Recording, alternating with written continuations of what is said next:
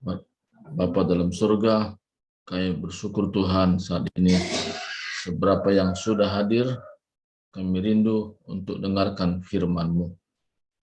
Urapi kami semua, terlebih hamba-Mu yang menyampaikannya. Terima kasih Tuhan, berfirmanlah Engkau, kami sudah siap mendengarkannya. Di dalam nama Kristus, kami sudah berdoa. Amin. Saudara Tuhan, hari ini kita dapat tema baru, yaitu apa fungsi kasih karunia dalam jemaat Tuhan. Ini sangat penting kita pahami dan kita mengerti dan kita bisa aplikasikan dalam hidup kita. Apa fungsinya? Nah, hari ini kita belajar tentang fungsi-fungsinya. Nah, hari ini saya mulai dengan satu ayat. Kisah Para Rasul pasal 4 ayat 33 katakan, dan dengan kuasa yang besar rasul-rasul memberi kesaksian tentang kebangkitan Tuhan Yesus, dan mereka semua hidup dalam kasih karunia yang melimpah-limpah. Ini menjelaskan kepada kita bahwa kita memang perlu bersaksi, perlu menyampaikan tentang kebaikan Tuhan, apa yang Tuhan sudah kerjakan. Tapi ada kalanya kita nggak punya kemampuan untuk menceritakannya. Kadang-kadang muncul perasaan malu, muncul perasaan kurang percaya diri. Tetapi dalam gereja mula-mula, mereka mengandalkan hidup dalam kasih karunia yang melimpah-limpah. Jadi fungsi kasih karunia itu sungguh luar biasa, di mana membuat saya dan saudara mampu bersaksi, mampu menceritakan tentang kebaikan Tuhan, mampu menyatakan bagaimana Tuhan itu selalu baik. Dari mana kita bilang selalu baik? Kita menghadapi satu masalah kepada masalah yang lain, problem satu dengan problem yang lain. Tapi kita sungguh kita percaya apapun yang kita sedang hadapi, tidak ada yang berat, tidak ada yang sukar kalau kita betul-betul hidup dalam kasih karunia yang melimpah-limpah. Kasih karunia adalah sesuatu yang Tuhan berikan. Maka pentingnya kita berdoa supaya Tuhan berikan kita kasih karunia yang melimpah-limpah. Sehingga kita tidak mudah terkontaminasi dengan keadaan situasi di mana kita hidup. Tapi pikiran dan hati kita tertuju kepada rencana Tuhan. Apa yang menjadi kehendak Tuhan. Doa kita, Tuhan, kalau saya hadapi situasi seperti ini, apa maknanya bagi saya? Apa tujuan Tuhan bagi saya? Sehingga saya bisa mengalami, mungkin yang kita alami hal-hal yang sukar, hal-hal yang sulit sekalipun. Tapi kalau Tuhan izinkan sesuatu, itu punya makna. Maknanya apa? Pertama, kita benar-benar menerapkan namanya hidup dalam kasih karunia yang melimpah-limpah. Dalam situasi apapun dan kita bisa berkata, aku tetap menyatakan Tuhan itu baik. Saya sebagai hamba Tuhan, saudaraku, tentu banyak pengalaman-pengalaman yang Tuhan izinkan saya alami. Tidak selalu pengalaman itu pengalaman yang menyenangkan, tapi pengalaman-pengalaman yang tidak menyenangkan secara daging. Dalam hidup saya sehari-hari, saya benar-benar Tuhan bawa satu pengalaman. Hidup bergantung dalam kasih karunia. Memikirkan tentang bagaimana kehidupan merawat istri yang sakit, bagaimana memperhatikan dia, bagaimana juga memperhatikan diri saya, bagaimana memperhatikan pelayanan, semua itu itu kalau dipikirkan secara jasmani, dengan pikiran-pikiran pada umumnya orang pikirkan, tentu tidak sanggup. Tetapi di sini hebatnya Tuhan. Justru dalam situasi seperti apa yang sedang saya alami, Tuhan izinkan terjadi supaya saya belajar menerapkan hidup dalam kasih karunia yang melimpah-limpah ini. Karena kesanggupan saya dalam hidup ini hanya berdasarkan hidup dalam kasih karunia yang melimpah-limpah. Terlebih untuk memenuhi kebutuhan jasmani dalam kebutuhan hidup sehari-hari. Saya pernah tanya orang, bagaimana hidup Pak Pendeta? Ini Bapak yang lalu. Apakah Pak Pendeta kerja, ada pekerjaan yang lain dikerjakan? Saya bilang, saya hidup oleh karena kemurahan Tuhan. Oh gitu ya? Iya. Tapi dalam hal seperti itu juga saya masih bisa artinya membantu seseorang, memberikan sesuatu kepada orang. Dan itu semua bukan karena saya.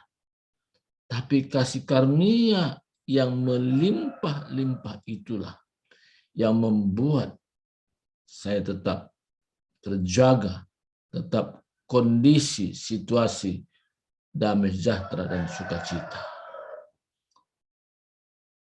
Lewat pengalaman inilah sarana untuk saya bersaksi kepada banyak orang.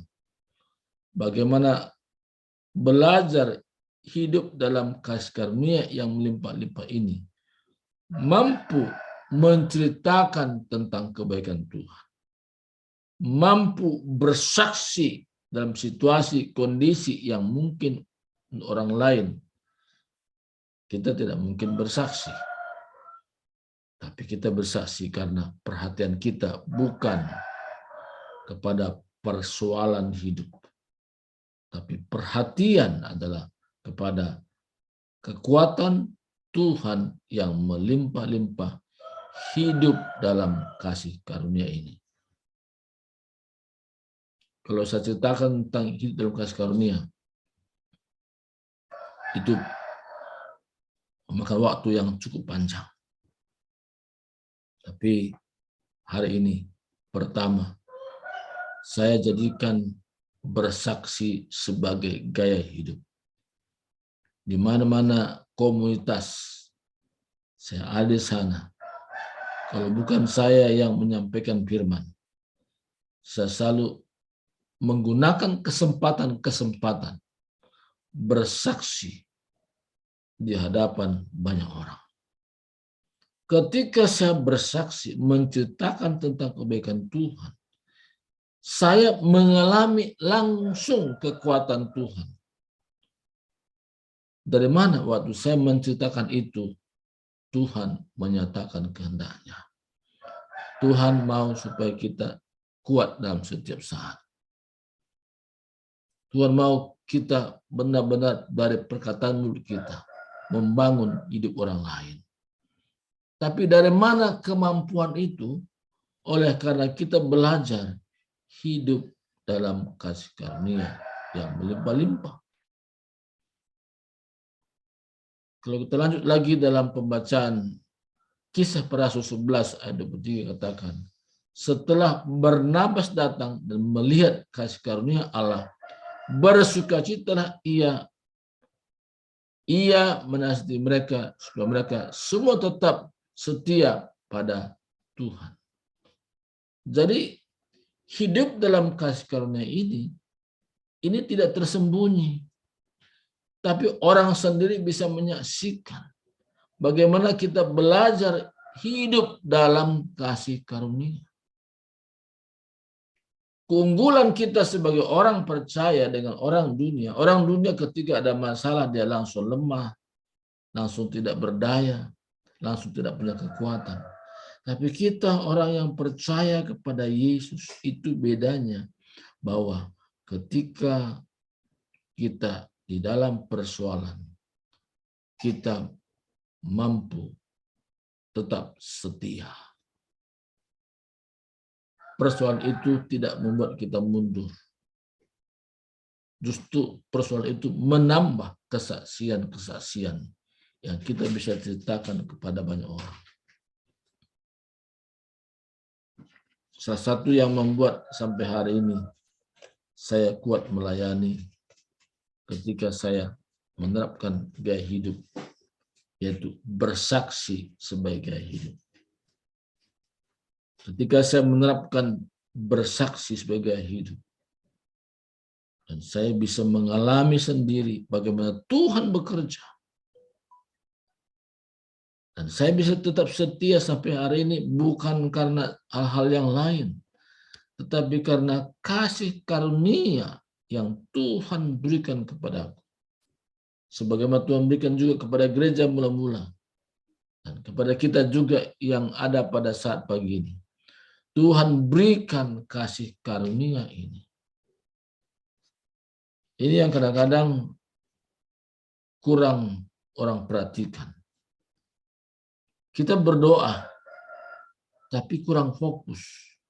Tapi pagi hari ini Tuhan ingatkan kepada kita bahwa konteks atau isi doa yang kita naikkan, Tuhan limpahi aku dengan kasih karunia. Kalau kita berdoa seperti itu, kita akan tampil beda di tengah-tengah masyarakat. Kita akan tampil beda di tengah-tengah komunitas kita. Apa membedakan? Masalah hidup, persoalan hidup tidak membuat kita kurang setia. Justru kita semakin setia lagi. Karena apa? Karena kita mengalami sendiri dan kita bisa menceritakan kepada orang lain dan orang lain bisa menyaksikan bagaimana kita hidup di dalam kasih karunia. Jadi kasih karunia ini adalah bukan sekedar kita ceritakan, tapi kita alami sendiri. Maka kalau dalam kehidupan orang yang belajar hidup dalam kasih karunia, persekutuannya akan berbeda dengan hanya sekedar kumpul. Hanya kumpul saja, tapi tidak ada pengajaran di dalamnya. Tapi kita dalam komunitas The Power of Love, ada pengajaran. Bagaimana kita belajar menerapkan hidup dalam kasih karunia Allah. Dan orang bisa menyaksikan perbedaan yang sangat nyata sekali. Pernah orang tanya, apa yang menjadi keunggulan The Power of Love bandingkan dengan komunitas yang lain? Saya katakan, The Power of Love ini ada supaya meningkatkan setiap potensi-potensi partisipan ke arah tujuan Kristus. Jadi pusatnya adalah Kristus. Apapun yang kita kerjakan, tapi Kristus yang dimuliakan. Apa yang kita lakukan, nama Tuhan dibesarkan, bukan seseorang. Sampai juga orang tanya kepada saya, ini komunitas The Power of Love ini siapa yang punya, Pak? Memang pertanyaan-pertanyaan seperti itu muncul. Salah satunya dari seseorang ya yang saya baru kenal secara Zoom, secara fisik belum. Saya katakan ini The Power of Love, pemiliknya Tuhan Yesus. Saya diberikan hanya kepercayaan untuk membina. Tapi pemiliknya adalah Yesus Kristus. Oh gitu Pak ya? Iya. Membina, mengelola. Ya. Saudaraku, kalau kita belajar hidup dalam kasih karunia, kita menjadi orang yang bisa bersaksi, bisa menyatakan wujud setia kita kepada Tuhan. Kita tidak menjadi orang musiman, lagi semangat, setia, lagi kurang semangat, tidak setia. Tidak seperti itu. apapun situasi, apapun keadaan yang sedang saya hadapi. Aku menerapkan prinsip tetap setia. Ini sangat penting, saudaraku. Apalagi yang kita belajar tentang kasih karunia ini. Kisah para Rasul 13 ayat 23 katakan, setelah selesai ibadah, banyak orang Yahudi dan penganut agama Yahudi yang takut dengan Allah mengikuti Paulus dan Barnabas. Kedua rasul itu mengajar mereka dan menasihati supaya mereka tetap hidup di dalam kasih karunia Allah. Kemampuan mengajar itu pun oleh karena kasih karunia. Orang tanya kepada saya, Pak Surbakti, pernah nggak sekolah guru? Saya bilang enggak. Kok Bapak bisa ngajar? Itu oleh karena Tuhan yang beri. Tuhan beri artinya Tuhan memberikan kasih karunia. Jadi kemampuan untuk mengajar mulai dari tingkat SD, SMP, SMA, bahkan yang sedang kuliah pun saya diberikan Tuhan percaya diri yang kuat untuk mengajar mereka dalam bidang studi bahasa Inggris.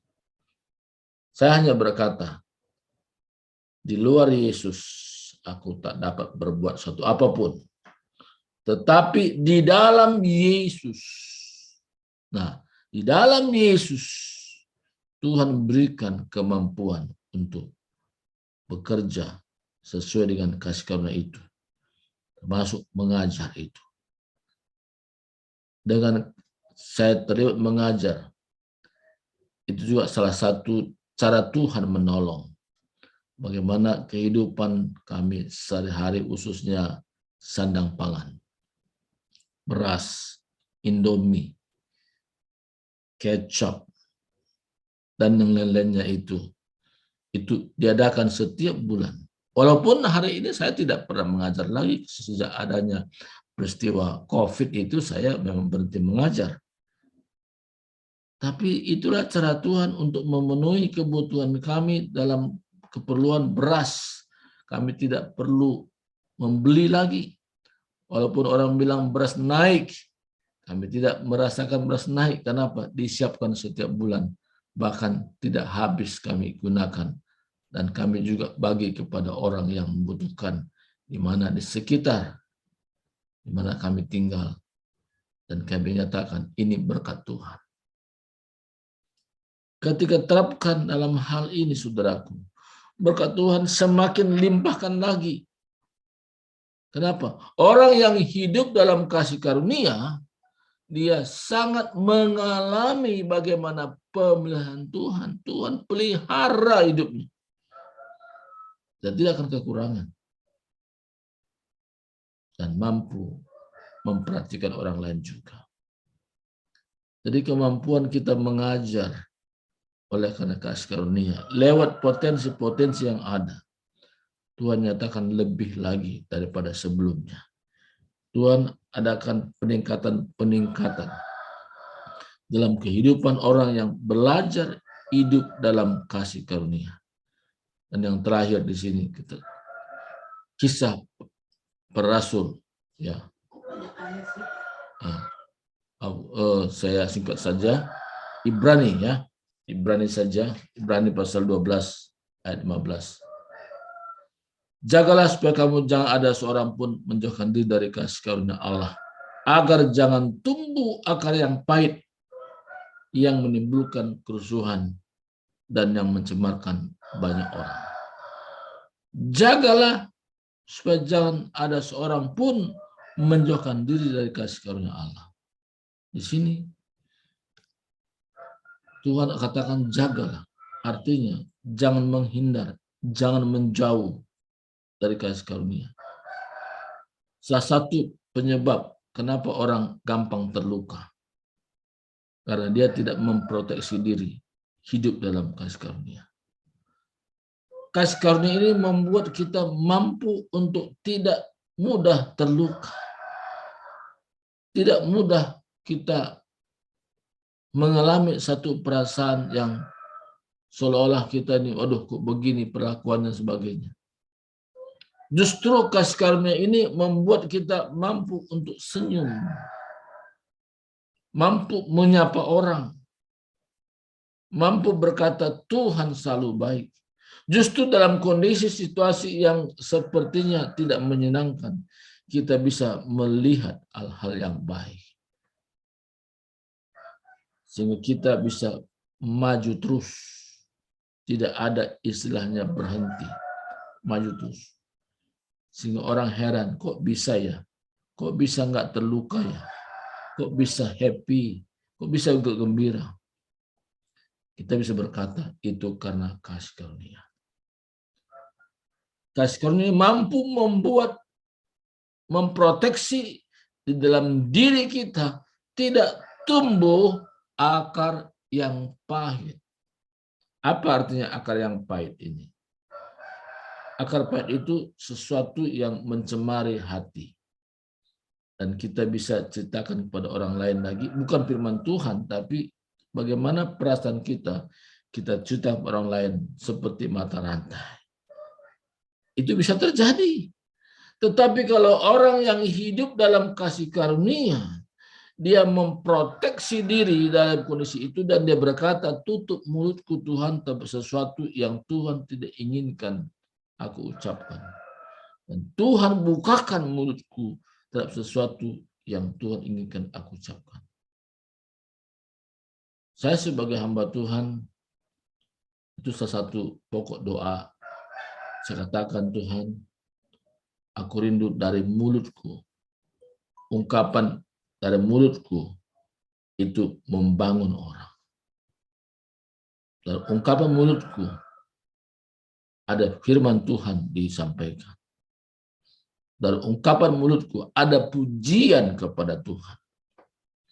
Saudaraku, dan sampai hari ini saya sungguh merasakan bagaimana kasih karunia. Kalau Tuhan memberikan kemampuan kepada saya, mampu untuk bersaksi, mampu untuk tetap setia, mampu mengajar, bahkan mampu untuk memproteksi diri dari kondisi-kondisi yang mencemarkan. Dan Tuhan juga yang sama. Kalau kita berfokus kepada kasih karunia, dan Tuhan berikan juga kepada saudara, dan saudara pun mengalami bahkan lebih lagi daripada apa yang saya alami. Saudaraku, ini firman Tuhan yang singkat hari ini. Kalau kita hanya dengar sekilas, kurang begitu bermakna. Tapi kalau kita renungkan, dan kita berdoa, Tuhan, aku punya kerinduan hidup dalam kasih karunia. Dan saudara akan mengalami bagaimana pertolongan Tuhan yang dahsyat.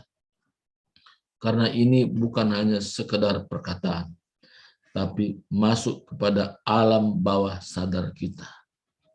Ya, masuk kepada alam bawah sadar, yaitu unconscious mind namanya. Membuat kita tetap kuat, membuat kita punya kemampuan mengajar, membuat kita bisa bersaksi, membuat kita tidak mudah untuk dicemari apapun perkataan orang, apapun perbuatan orang. Dan kita berkata, Tuhan selalu baik. Tuhan selalu baik. Nah, saudaraku, ini firman Tuhan yang singkat saya sampaikan buat kita pada saat pagi hari ini. Mari kita berdoa. Terima kasih Tuhan, hamba-Mu sudah menyampaikan firman-Mu. Engkau ajaib, Engkau luar biasa, dan kasih karunia-Mu sungguh luar biasa membuat kami tampil beda di tengah-tengah dunia di mana kami hidup sekarang ini. Dan kami bisa menjadi saksi-Mu bukan karena kekuatan kami, tapi oleh karena kasih karunia yang bekerja pada kami. Sehingga kami menjadi manusia Allah. Orang lain bisa melihat bagaimana pekerjaan kasih karunia sungguh nyata di dalam hidup kami. Sehingga kemanapun kami pergi, dari perkataan dan tindakan kami, menjadi saksi. Terima kasih Tuhan. Terpuji nama-Mu, hari ini sampai selama-lamanya. Di dalam Yesus Kristus kami sudah berdoa. Amin.